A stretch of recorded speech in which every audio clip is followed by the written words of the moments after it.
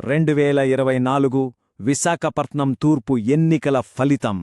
ఇది కేవలం కొన్ని అంకెల సమాహారం కాదు. ఇది ప్రజలిచ్చిన ఒక బలమైన సంకేతం, ఒక స్పష్టమైన తీర్పు. ఆ తీర్పు వెనుకున్న అసలు కథేంటి? ప్రజల మనోభావాలు ఏం చెబుతున్నాయి? ఏ రోజు మనమా సంకేతాన్ని ఛేదించి ఓటర్నాడిని పట్టుకునే ప్రయత్నం చేద్దాం. ఈ కథకి రంగస్థలం విశాఖపట్నం తూర్పు. ఇది కేవలం ఒక భౌగోళిక ప్రాంతం కాదు. ఇక్కడొకవైపు హైఫై కాలనీలు, మరోవైపు సాధారణ బస్తీలు, ఇలా రకరకాల జీవితాలు, కథలు అన్నీ కలగలిసుంటాయి. ఈ వైవిధ్యాన్ని మనం అర్థం చేసుకుంటేనే ప్రజల తీర్పులోని లోతు మనకు తెలుస్తుంది. సరే, ఈరోజు మన విశ్లేషణ ఎలా సాగుతుందో చూద్దాం. ముందుగా ఆ నేల స్వభావం, ప్రజల తీర్పు గురించి తెలుసుకుందాం. ఆ తర్వాత నెంబర్ల వెనుకున్న అసలు కథేంటో చూద్దాం. ఈ భారీ గెలుపు వెనుకున్న కారణాలని పరిశీలించి భవిష్యత్తు పాలనకి ఉపయోగపడే కొన్ని సూచనలతో ముగిద్దాం. సరే, మొదలు పెడదాం. ఈ నియోజకవర్గం సామాజిక స్వరూపాన్ని చూస్తే ఇక్కడ దాదాపు 2,77,000 మంది ఓటర్లున్నారు. ఇది ఒక మినీ సమాజం లాంటిది. ఇక్కడ సంపన్నులున్నారు, శ్రామికులున్నారు.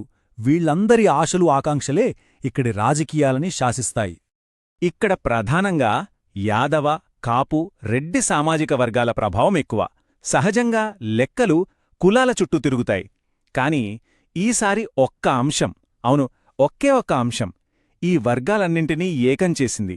అదే విశాఖపట్నం స్టీల్ ప్లాంట్ భవిష్యత్తు. దాని ప్రైవేటీకరణ జరుగుతుందనే భయం, ఉద్యోగాలు పోతాయనే ఆందోళన, ఇవి కులావర్గ సమీకరణాలను దాటి ప్రజలందర్నీ ఒకే తాటిపైకి తీసుకొచ్చాయి. మరి ఈ ఆందోళనలన్నీ ఓట్ల రూపంలో ఎలా మారాయి? 2024లో ప్రజలు తమ గొంతును చాలా గట్టిగా, స్పష్టంగా వినిపించారు. ఆ కథ ఇప్పుడు సంఖ్యల రూపంలో చూద్దాం. ఈ సంఖ్య ఒకసారి చూడండి, 70,877. ఇది జస్ట్ ఒక నంబర్ కాదు, ఇదొక ప్రకటన, ఒక స్టేట్మెంట్. ఇంత పెద్ద తేడా, దీని వెనుక కారణాలేంటి? ఈ సంఖ్య మనతో ఏం చెప్పాలనుకుంటోంది? ఈ మార్పు ఎంత పెద్దదో అర్థం చేసుకోవాలంటే 2019తో పోల్చి చూడాలి. అప్పుడు గెలుపు మార్జిన్ 26,000 పైచిలుకు, ఇప్పుడు ఏకంగా 70,000 పైచిలుకు. అంటే దాదాపు 3 రెట్లు పెరిగింది. ఇది మామూలు పెరుగుదల కాదు, ఒక రకంగా ఇదొక రాజకీయ భూకంపం. ఇంత భారీ మార్జిన్ ఎలా సాధ్యమైంది? సింపుల్గా చెప్పాలంటే దాదాపు 15% ఓట్ల స్వింగ్ జరిగింది. అంటే ఇంతకుముందు ప్రత్యర్థికి లేసిన ప్రతి 7గురులో ఒకరు ఈసారి ఇటువైపు మొగ్గు చూపారు. అందుకే రాజకీయ పండితులు దీన్ని ఒక ట్రెండ్ అనట్లేదు, ఒక పొలిటికల్ వేవ్ అంటున్నారు. అయితే ఈ వేవ్కి కారణం ఒక వ్యక్తి మాత్రమేనా? లేక వ్యవస్థలో ఉన్న లోపాలా? అసలు కథ ఎప్పుడూ వ్యక్తుల చుట్టూ కాదు, వ్యవస్థల చుట్టూ తిరుగుతుంది. ఇప్పుడు ఆ వ్యవస్థాగత కారణాలని విశ్లేషిస్తేనే మనకు అసలు చిత్రం కనిపిస్తుంది. ఒక త్రాసును ఊహించుకోండి. ఒకవైపు వైఎస్సార్సీపీ బలాలున్నాయి. అమ్మఒడిలాంటి సంక్షేమ పథకాలకు మంచి ఆదరణ ఉంది. ఆర్థికంగా బలమైన అభ్యర్థి ఉన్నాడు. కాని ఇంకోవైపున్న బలహీనతలు, అవి చాలా బరువైనవి. అభ్యర్థి స్థానిక యాదవ వర్గానికి చెందినవారు కాకపోవడం, పార్టీ కేడర్ నిర్వీర్యంగా ఉండటం, ఇలాంటివి. ఈ బలహీనతల బరువు ఎంత ఎక్కువైందంటే సంక్షేమ పథకాల బలాన్ని కూడా అవి తేలిక చేసి పడేశాయి. ఇక్కడ మనం అర్థం చేసుకోవాల్సిన కీలకమైన పాయింట్ ఇదే: అభ్యర్థికి, ఓటర్లకి మధ్య కనెక్షన్ తెగ్గిపోవడం. రాజకీయాల్లో గెలవాలంటే మీరు సేవ చెయ్యాలనుకుంటున్న నేలతో మీకు సంబంధం ఉండాలి, ఆ మట్టి మనిషే ఉండాలి.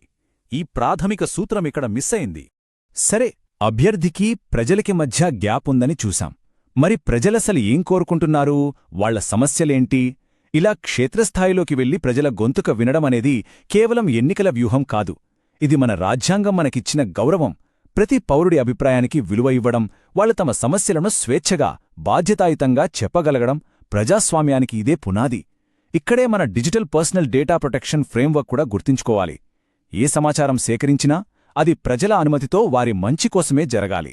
ఈ టేబుల్ చూడండి, ఇది చాలా ఆసక్తికరంగా ఉంది. ఇది నియోజకవర్గంలోని వేర్వేరు ప్రాంతాల ప్రాధాన్యతలను చూపిస్తుంది. ఉదాహరణకి ఎంవిపి కాలనీ లాంటి సంపన్న ప్రాంతాల్లో ప్రజలు ట్రాఫిక్, పార్కుల గురించి ఆలోచిస్తున్నారు. కాని ఆరిలోవా లాంటి ప్రాంతాల్లోకి వెళితే అక్కడ మంచినీళ్లు, స్థానిక ఉద్యోగాలు, ఇవే వాళ్ళ ప్రధాన సమస్యలు. అంటే అందరికీ ఒక్కటే మందు పనిచేయదు. నాయకుడు ప్రతి ప్రాంతం యొక్క ప్రత్యేక అవసరాలను గుర్తించాలి. ఇప్పటిదాకా మనం సమస్యను విశ్లేషించాం. కానీ మన ఉద్దేశ్యం కేవలం పోస్ట్మార్టం చేయడం కాదు, దీన్ని భవిష్యత్తుకు ఒక బ్లూప్రింట్గా మార్చడం. ఈ డేటాను, ఈ పాఠాలను ప్రజలకు మేలు చేసే ఒక యాక్షన్ ప్లాన్గా ఎలా మార్చవచ్చో ఇప్పుడు చూద్దాం. ఈ విశ్లేషణ నుండి 3 స్పష్టమైన యాక్షన్ పాయింట్లు మన ముందుకొస్తున్నాయి. 1. తక్షణ పరిష్కారాలు. మద్దెలపాలెం ఫ్లైఓవర్ లాంటివి, అంటే రోజూ ప్రజల్ని ఇబ్బంది పెట్టే సమస్యల్ని వెంటనే టేకప్ చెయ్యాలి. 2. యువతకు భవిష్యత్తు. వాళ్ళకి స్కిల్స్ నేర్పించి ఉద్యోగావకాశాలు కల్పించాలి. అందుకే ఒక జూనియర్ కాలేజ్, స్కిల్స్ హబ్ చాలా అవసరం. ఇక 3. అన్నిటికన్నా ముఖ్యమైనది ప్రజలతో కనెక్షన్. వాళ్ళ సమస్యలు వినడానికి, పరిష్కరించడానికి ఒక సరైన వ్యవస్థను ఏర్పాటు చేయాలి. ఈ 3 కలిస్తేనే అది నిజమైన పాలన అవుతుంది. సరే, ఇప్పుడు మనం చివరి దశకు వచ్చాం.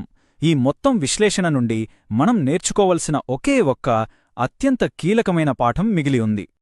ఒక్క క్షణం ఆలోచించండి. 70,000 పైచులకు భారీ తేడా. దీని నుండి మనం నేర్చుకోవాల్సిన అసలైన పాఠం, ఆ చివరి గుణపాఠం ఏమై ఉంటుంది?